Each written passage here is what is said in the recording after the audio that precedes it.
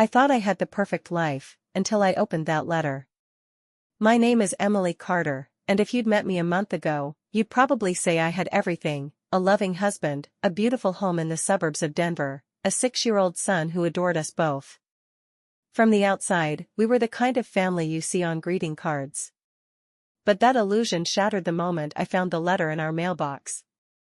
There was no return address. Just my name written in neat, almost robotic handwriting. Inside was a single sentence. Your husband isn't who you think he is. At first, I laughed it off. Spam, a prank, maybe even a mistake. But something about it stuck. The simplicity of the message. The confidence. It was like whoever wrote it knew exactly how to get under my skin. That night, while Ryan, my husband, tucked our son Noah into bed, I stood by the sink, staring out at the backyard we'd spent years perfecting. My fingers clutched that stupid letter like it might reveal more if I held it long enough. Ryan came downstairs, kissed me on the cheek like he always did, and opened the fridge. "Everything okay?" he asked. "Yeah," I lied. "Just tired. I didn't sleep that night." The next day, I told myself I wouldn't let a single sentence ruin my peace. But curiosity is a dangerous thing. I started noticing things I'd never paid attention to before. Like how Ryan always kept his phone face down. How he sometimes disappeared into the garage to make a call. Or how his shirt started smelling faintly of a perfume I didn't own. I felt insane for doubting him. Ryan had never given me a real reason not to trust him. He was a good father, a supportive husband, always on time, always present. But still, that letter echoed in my head. 3 days later, a second letter arrived. "He's lying to you. Check room 217 at the Palms Inn, Wednesday night." My heart dropped. That was tomorrow. I didn't even tell anyone about the first letter. How could someone know I'd read it, let alone take it seriously? I paced the kitchen, clutching the note like a lifeline and debating if I'd gone completely crazy. But something deep inside me whispered, "Go." Wednesday night, I told Ryan I had a late PTA meeting at Noah's school. I watched him nod, unfazed, and returned to watching a documentary on his laptop. It was the calm in his reaction that chilled me. If he were hiding something, he was good at it. Too good. At 8:45 p.m., I parked across from the Palms Inn. It was a cheap motel, not the kind you'd expect a respectable financial consultant like Ryan to visit. I walked past the flickering neon sign and stopped in front of room 217. The curtains were drawn. No sounds. My hands trembled as I raised my phone and snapped a photo of the door. I don't know why. Maybe I needed proof for myself that I had actually gone this far. Then, the door opened. And Ryan stepped out. He didn't see me. I ducked behind a car, heart racing, breath caught in my throat. He wasn't alone. A woman followed him, tall, blonde, wearing a red dress. They spoke quietly, then kissed. Kissed. My world spun. I froze there for what felt like hours, my heart breaking in slow motion. I didn't go home right away. I drove around aimlessly for over an hour, replaying every memory of us, vacations, birthdays, lazy Sunday mornings. Was it all fake? Who was that woman? How long had this been going on? When I finally got home, Ryan was already in bed, pretending to be asleep. I stared at him in the dark, trying to understand how someone could live 2 lives and still sleep so peacefully. But I didn't confront him. Not yet. The next morning, another envelope was waiting on our doorstep. "She's not the only secret he's hiding." I started to panic. Someone was watching me. Watching us. And not only did they know about the affair, they knew more. I took a sick day from work and drove to the motel. I bribed the clerk with a $50 bill and a box of donuts. He remembered Ryan. Said he came in once a week, always booked under the name Daniel Gray. Daniel Gray? That wasn't just a fake name. That was his mother's maiden name. What the hell was going on? I needed help. I called my best friend, Rachel. We'd known each other since college. She came over that evening, bringing wine and Thai food. I showed her the letters, told her everything. She was quiet at first, then finally said, This sounds way bigger than just an affair. I know. Do you want me to follow him with you?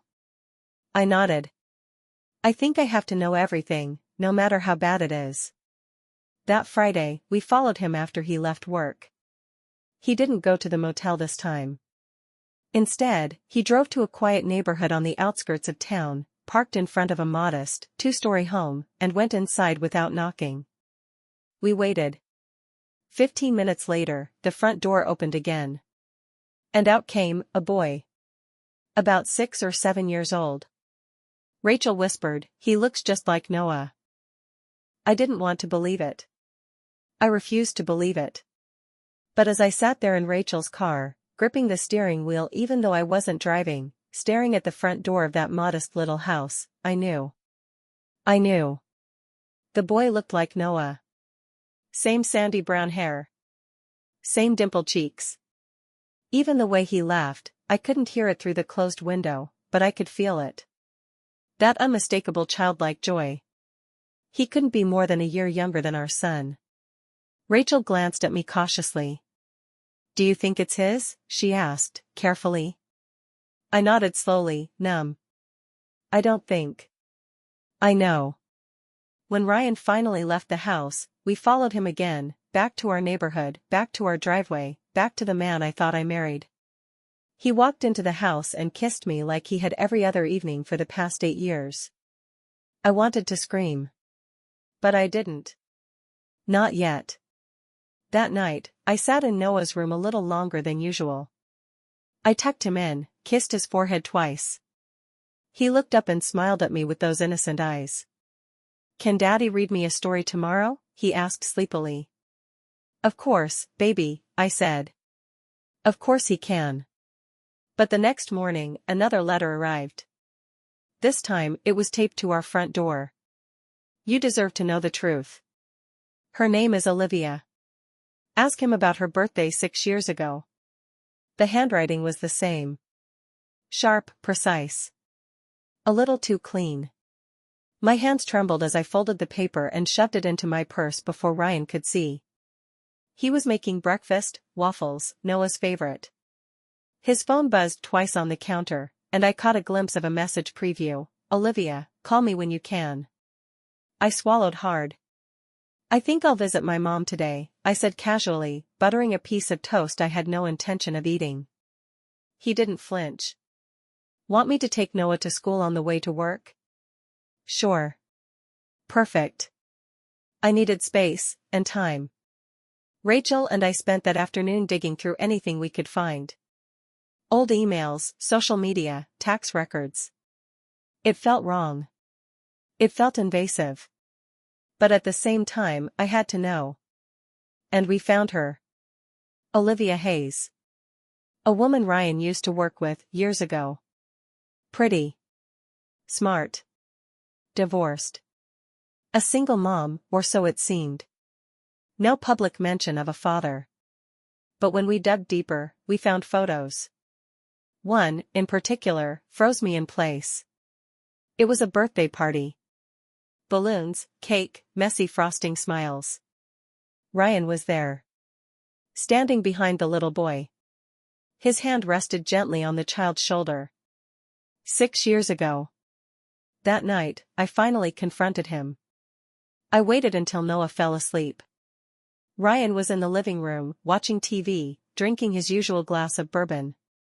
I sat across from him, clutching the photo Rachel had printed for me.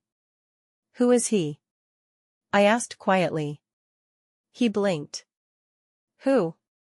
I tossed the photo onto the coffee table. It slid slightly, landing face up, undeniable. Ryan's face drained of color. His hand tightened around his glass. "Emily, I can expla." "No," I cut him off. "Not this time. Just answer the question. Is he yours?" Silence. Then, finally, he nodded. "I don't remember standing up. I don't remember yelling. I remember crying, screaming through the tears, asking how he could do this, how he could lie to me for 6 years. He told me he never meant for it to happen. That it was a mistake. That Olivia never told him until after the baby was born, and by then, she didn't want anything from him. No money. No involvement. But a few years ago, she changed her mind. She wanted him to know who his father was, he said. That's all. And what about me? I shouted. You didn't think I deserved to know you had a second son? I didn't want to lose you, he whispered. You already did. I didn't sleep in our bed that night. I curled up on the couch, still in yesterday's clothes, clutching my phone like a lifeline. I didn't even cry anymore. I felt empty. And then, just after 3 a.m., a new message appeared in my inbox. No name. No subject line. Just an attachment. A photo. Ryan. With another woman. This one wasn't Olivia. I stared at it, my stomach twisting into knots. It was taken just last week. At a cafe downtown. Ryan was laughing, his hand resting on the woman's. A different woman, dark-haired, elegant, confident. The message came with a single line, he's done this more than once. I woke Rachel up with a phone call. She didn't even hesitate. Okay, she said. This is bigger than we thought. And I think we need to find out who's sending these. We traced the email address. Burner account. No recovery email, no linked phone number. But the IP address, that gave us a general location. And that location? My office. My heart dropped. Someone from my own workplace was sending me these messages. Maybe it's someone who knows something, Rachel said. Someone trying to help. Or someone trying to destroy my life, I muttered. I barely made it through the next workday. I couldn't focus. I couldn't breathe. Every time someone passed my desk, I wondered, was it you? Were you the one watching me? And then, just before lunch, a sticky note appeared on my keyboard. Look into his Thursday lunches. No signature. No one around. I felt the room spin. That evening, I told Ryan I had to work late. Instead, I parked a block away from the restaurant he always claimed he went to on Thursdays for networking. He wasn't alone. And it wasn't Olivia. Or the brunette from the photo. This time, it was someone I knew. Angela. My coworker. My assistant. They laughed. Touched hands. She leaned across the table like she'd done this 100 times. I couldn't breathe. I took photos, then sat in my car, shaking. My life wasn't just falling apart, it was being shredded in front of me. Layer by layer. Lie after lie. And all the while, someone was guiding me toward the truth. Back home, Ryan noticed I was quiet. He didn't ask why. I stared at him across the dinner table, the same way I'd stared at him for the past 8 years, except now, everything had changed. Everything was cracked, poisoned, fake. And in my inbox, another message had arrived. The final truth comes next. Be ready. You know that moment when you feel the ground shift under your feet, but no one else notices? That was me, sitting at the dinner table, listening to Ryan ask Noah about school, like we weren't living inside a house of lies. Like he hadn't just met with my assistant for what was clearly not a business lunch. And then my phone buzzed in my lap. Tomorrow at 2 p.m. Coffee Bloom. Booth by the window. Come alone. No name. But I already knew who it was. The one who had been pulling the thread that unraveled everything. Rachel begged me not to go alone. I'll sit at another table, she offered. You don't even have to talk to me. Just let me be nearby. But I shook my head. If this person had gone to such lengths to expose Ryan's secrets, I needed to hear them out. Face to face. No distractions. No safety nets. The next day, I walked into Coffee Bloom 5 minutes early, my heart pounding. I scanned the tables, and then I saw her. Angela. I froze. She was already sitting at the booth, sipping something iced, her expression unreadable. Her long dark hair was down. She wasn't dressed like she was at the office, she looked normal. Almost casual. But nothing about this situation was casual. I slid into the seat across from her. I assume this isn't about next week's meeting agenda, I said, folding my hands tightly in my lap.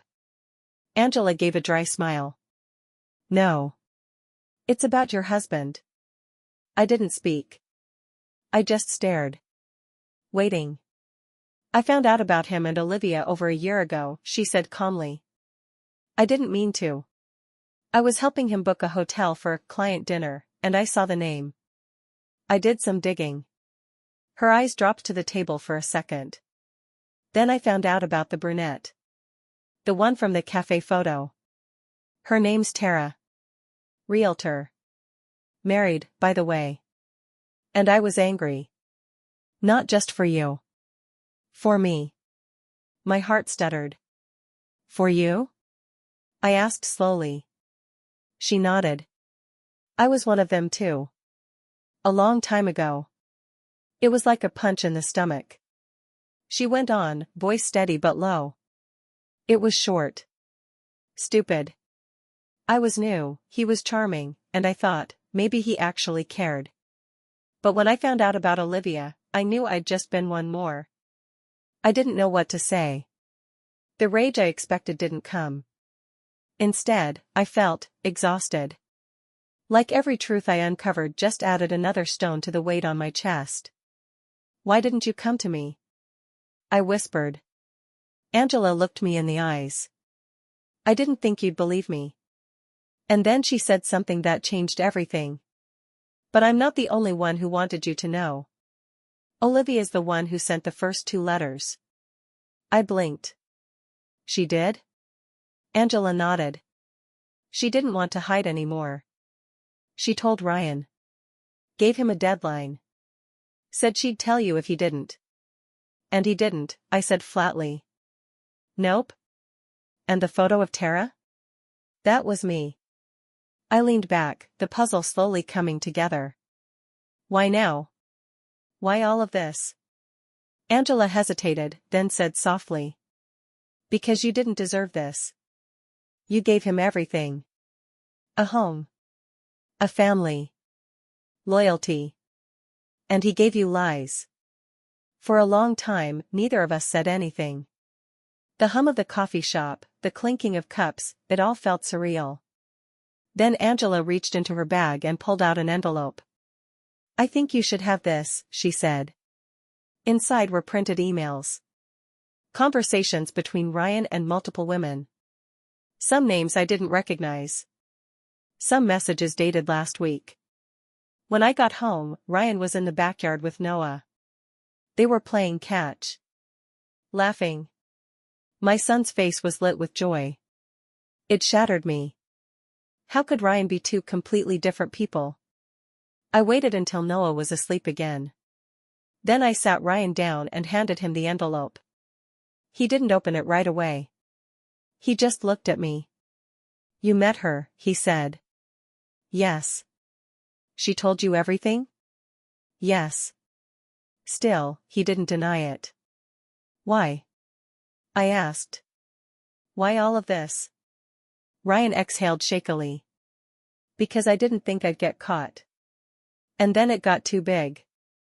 Too messy. And I just kept lying. No remorse? I asked. He looked down. I regret hurting you, he said. But I don't regret them. That was it. That was the moment. The thread that had been holding me together, it snapped. The next day, I called a lawyer. I didn't cry. I didn't scream. I just took action. I made copies of the evidence. Spoke to Rachel about custody recommendations. Started moving money into a separate account. Because if Ryan had been planning a double life, I was planning a new one. without him. But Ryan wasn't done yet. A few nights later, I came home from work and found him sitting on the porch, looking like a ghost. "She left me," he said. I blinked. "Who?" "Olivia. She doesn't want me seeing the boy anymore. Said I'm toxic. That she should have never let me in his life." I didn't respond. He looked up at me, eyes wide, broken. "Please, Emily. Don't take Noah away too." I felt my throat tighten, but not with pity. With clarity. "You already took yourself away," I said quietly. "Every time you lied, every time you cheated, every time you made me feel like we were enough, when we weren't." He didn't follow me inside. That weekend, Noah and I went to the beach. Just the two of us. He ran in the waves, and I sat with my toes in the sand, watching him. And I realized, for the first time in months, I felt free. Not healed. Not yet. But on my way. And just as the sun started to dip behind the water, my phone buzzed again. A new message. But not from Angela. Not from Olivia. This one was different. He's hiding something else. Something about his job. "Look in the storage unit." I stared at the screen, the hairs on my neck standing up. I hadn't even known we had a storage unit. But now, I had to find out what was inside. Because Ryan wasn't just hiding affairs. There was something more. They say when you dig for the truth, you better be ready for what you'll find. I wasn't. After that anonymous message, I couldn't sleep. I kept replaying it in my mind. He's hiding something else. Something about his job. Look in the storage unit. Storage unit? Ryan had never mentioned one. Not in 10 years of marriage. But if the affairs had taught me anything, it was that Ryan lived with secrets stacked like dominoes, knock one down, and the rest start falling. So I started digging. First, I checked our joint account statements. Nothing recent. But 2 years ago, I found a recurring payment, SafeLock Storage, Pasadena Boulevard. Monthly. $289. I called Rachel the next morning. "I need you to watch Noah for a few hours," I said. "And don't ask questions. I'll tell you everything later." She didn't hesitate. "You got it." I drove to the storage facility with shaking hands and a knot in my stomach. My name wasn't on the lease, but I had Ryan's birthday, address, and ID number memorized. The clerk didn't even blink. Unit number 219. The hallway smelled like dust and old cardboard. The fluorescent lights buzzed overhead. My heart beat louder with every step. When I opened the unit, the door groaned like it knew this was wrong. Inside, boxes, a safe, a few bins stacked neatly, and a briefcase on top of a filing cabinet. The air felt different. Heavy. Like guilt had soaked into the concrete. I started opening boxes. Some were filled with office files. Receipts. Nothing incriminating. Then I got to the briefcase. It wasn't locked. Inside were documents. Some with government stamps. Some with names I didn't recognize. And then I saw it. Cash. Bundles. Wrapped. Thousands of dollars. My knees buckled. I pulled out a document, a signed contract. Consulting work. Offshore accounts. But the name listed wasn't Ryan's. It was David Hale. I knew that name. Ryan had mentioned him once, an old college friend who went off the grid. But these papers? These were shady. Fake names. Shell companies. It wasn't just cheating. It wasn't just lying. Ryan was laundering money. I backed out of the unit and sat in my car, hands shaking. What had I gotten myself into? That night, I waited until Noah was asleep. Then I called someone I hadn't spoken to in years, my cousin Max. FBI. I told him everything. Not just about the affairs. About the money. The fake names. The storage unit. There was silence on the line for a long time. Then Max said, "Emily, you need to be very careful. If what you're saying is true, your husband could be involved in federal crimes." I hung up the phone and stared out the window. Ryan had destroyed our marriage with his lies. But now I realized, he could destroy so much more. Our family. Our safety. Even Noah's future. I couldn't let that happen. The next morning, Ryan came by to pick up a few of his things. He was calm. Too calm. "You okay?" he asked. I forced a smile. "Yeah. Just tired." He kissed Noah on the head and told him he'd see him soon. Then he left, whistling. Like nothing was wrong. That was the moment I knew. He really thought he'd get away with all of it. 2 days later, Max showed up at my door. He wore a suit, had a badge. And he wasn't smiling. "We've been watching him for a while," he said. "You gave us exactly what we needed." "What happens now?" I asked. "We move. Quietly. Keep your son close. We'll handle the rest." That night, I didn't sleep again. Not out of fear. Out of relief. I wasn't alone anymore. The morning of the arrest, I told Noah we were going to visit his cousins out of town. I packed fast. Grabbed the essentials. Left a note on the fridge for Ryan, though I knew he'd never read it. Then I got the call. "He's in custody," Max said. We found more at his office. Computers. Ledgers. "This is going to federal court." I didn't cry. I didn't cheer. I just sat there, breathing. For the first time in years, I was free from all of it. Weeks passed. The story made the news in a quiet, non-sensational way. Local financial consultant arrested in federal laundering case. No photos. No names. Just a whisper of what had been my entire life. I told Noah Ryan had to go away for a while. He didn't ask too many questions. He was resilient. Brighter than I gave him credit for. One night, he looked at me and said, "Mom, I'm glad it's just us now." And I realized, I didn't fail him. I saved him.